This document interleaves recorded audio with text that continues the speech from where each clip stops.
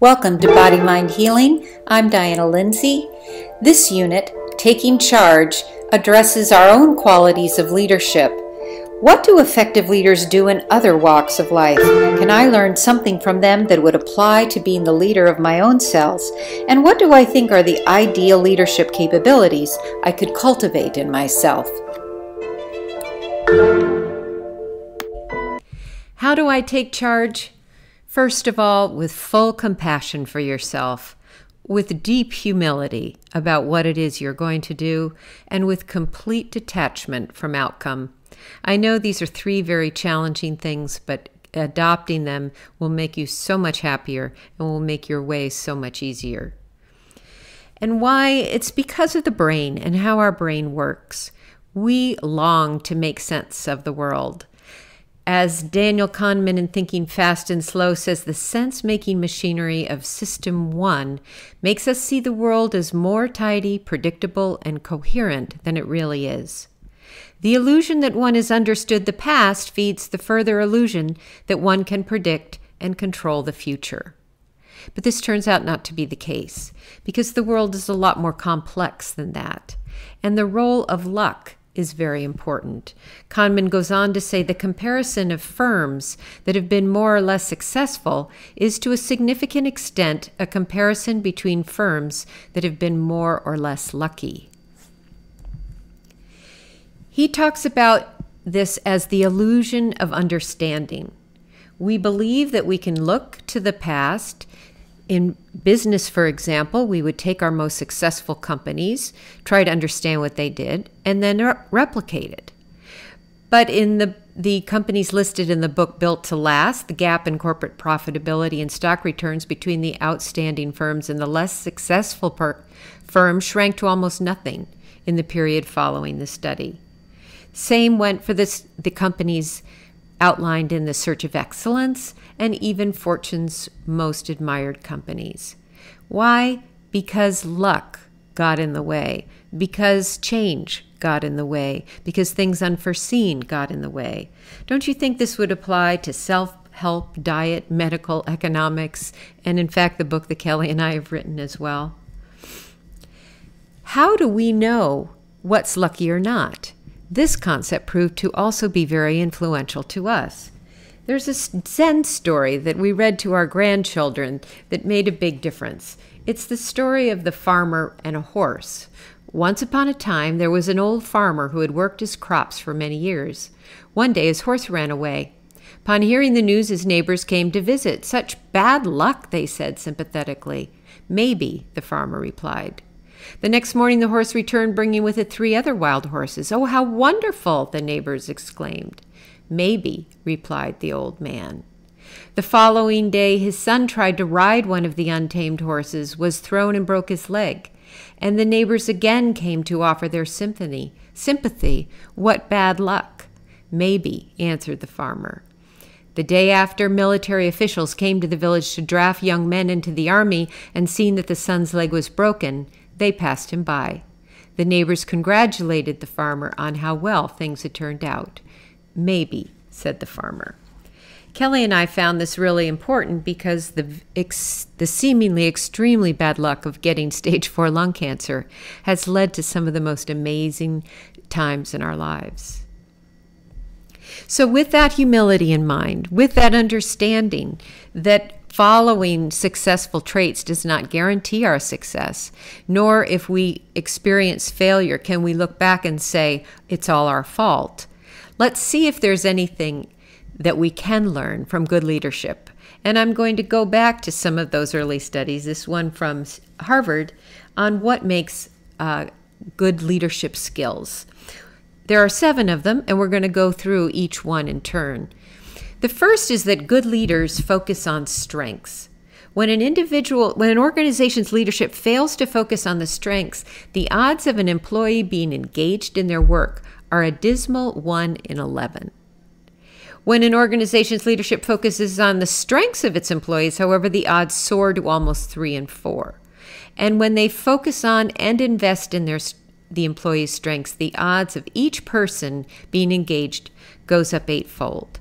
So think of that in terms of the systems of your body, the various systems within your mind, and how your spirit works, and try to see what your own strengths are. This will be an exercise we'll have at the end of this unit.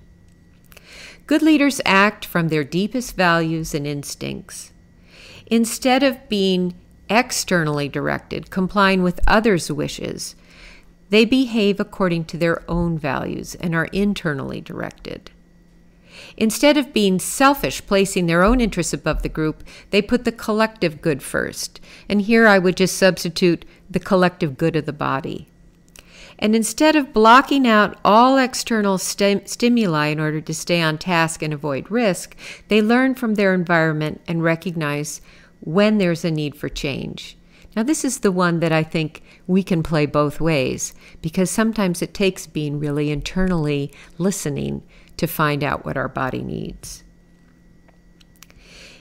It's not just the business world that has shown value from acting from our deepest values.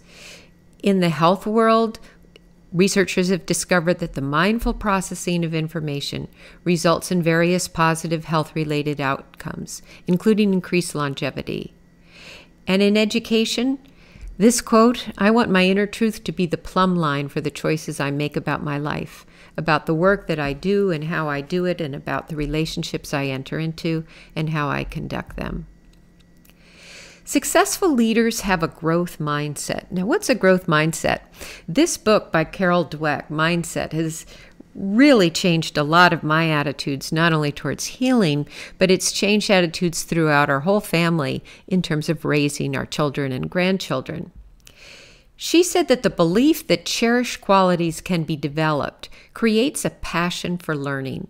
So instead of merely saying, this child is intelligent, a trait inherited and fixed, she believes that learning and intelligence and awareness is something that is gained over time. The passion for stretching yourself and sticking to it, even or especially when it's not going well, is the hallmark of the growth mindset. This is the mindset that allows people to thrive during some of the most challenging times in their lives. So how do you do it? First of all, you listen and recognize when you have a fixed mindset voice. This might be the one that says, "Are you sure you can do it? Maybe you don't have the talent." Or, "What if you fail? You'll be a failure. People will laugh at you." What about, "It's not my fault. It was something or someone else's fault"? Or what if you get mad? Who do you think they are? The second step is to recognize that you actually have a choice. In any situation, you can either respond with a fixed or a growth mindset. Now, if that voice that's coming at you is your own voice, talk back to it with a growth mindset voice. So if you're faced with a challenge and your fixed mindset says, "Are you sure you can do it?" the growth mindset would say, "Well, I'm not sure I can do it now, but I think I can learn to with time and effort." If you hit a setback, the fixed mindset might say, "Well, this would have been a snap if you'd had talent." And the growth mindset would say, "Well, that's so wrong. Michael Jordan didn't know how to play basketball the way he ultimately did when he started." And if you face criticism and the fixed mindset says, "It's not my fault," the growth mindset says, "If I don't take responsibility, I can't fix it." And then whatever the result of that growth mindset tells you, of course, the next job is to take action. What is the fourth step? Good leaders build great teams. So think about it for yourself and your own healing. Who is already on your team? Who are the very best possible players you need to add to your team? And how will you recruit them? The fifth is that good leaders work to solve the problem as a whole rather than solve what they can. This is an example from our previous life in business. We were at the very beginnings of email marketing. At the time, the only things that we could measure was whether somebody opened an email based on a great subject line and whether they clicked through. We did not have the technology to actually measure whether they bought, which was in fact the most important thing. This is the problem that we face in global warming. We want to just tackle little pieces that are possible rather than needing to tackle the big ones that we can't even see or measure. And this happens in medicine with what they call the streetlight effect. Most of our studies are studying what is possible to study instead of the whole of what needs to be studied. And this is creating distortion in our medical evidence. I came to think of it in terms of a medical condition as thinking about whether you are faced with door number 1, door number 2, or door number 3. In door number 1, where a doctor says, I can cure you, your options are simple. You can follow their advice and you can expect good results. But if they say, I can't cure you, but your condition won't kill you immediately, as they do with most chronic conditions, then your choices are, is the chronic medication that I will take good for me, doesn't have too many side effects, not too costly, then I can do it. But are there other ways that I can achieve these same results? Then it's partly your job to figure that out. If the doctor says, as they did to me, I can't cure you and your condition is life-threatening, then it's up to you to recognize that it's up to you to find any additional resources. Good leaders foster creativity and collaboration. Creativity is a practice. It's not a gift. It's a capacity that has emerged over hundreds and thousands of years.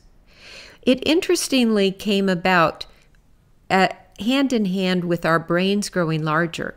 Our larger brains allowed us to make free associations and then switch from a creative to an analytical process.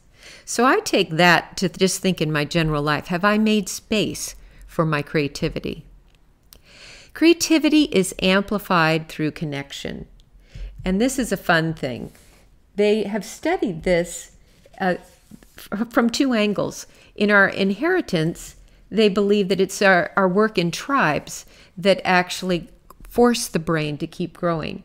And they've replicated this in modern times with a puzzle box experiment with groups of chimps, capuchin monkeys, and nursery school kids. One of the non-humans reached the highest level of problem solving after 30 hours. But 15 out of the 35 kids did because they were able to teach each other. Good leaders are humble. Humility is the only lens through which great things can be seen, and once we have seen them, humility is the only posture possible. And they are capable of holding paradox. I want to learn how to hold the paradoxical poles of my identity together, to embrace the profoundly opposite truths that my sense of self is deeply dependent on others dancing with me, and that I still have a sense of self when no one wants to dance. The best problem is not one that we solve, but one that solves us, said Robert Keegan and Lisa Leahy, and I've certainly found that my illness has given me that opportunity. This poem by Mary Oliver, I think, is worth reading aloud. One day, you finally knew what you had to do, and began, though the voices around you kept shouting their bad advice, though the whole house began to tremble and you felt the old tug at your ankles. Mend my life, each voice cried. But you didn't stop. You knew what you had to do, though the wind pried with its stiff fingers at the very foundations, though their melancholy was terrible. It was already late enough and a wild night and the road full of fallen branches and stones, but little by little, as you left their voices behind, the stars began to burn through the sheets of clouds, and there was a new voice, which you slowly recognized as your own, that kept you company as you strode deeper and deeper into the world, determined to do the only thing you could do, determined to save the only life you could save. Another poet, Marianne Williamson, says our deepest fear is not that we are inadequate. Our deepest fear is that we are powerful beyond measure. It is our light, not our darkness, that frightens us. So as we go through this week, let's take the time to celebrate our light. Take or draw a picture of yourself And next to it, write in all of your strengths as the leader of your healing team and the voice of your cells. And then draw arrows into each of these strengths with things that keep those strengths charged, things that you might say fill you up, things that keep you going, things that continue to keep you strong. These things are the start of your healing plan. Thanks a lot, and we'll see you in the next unit.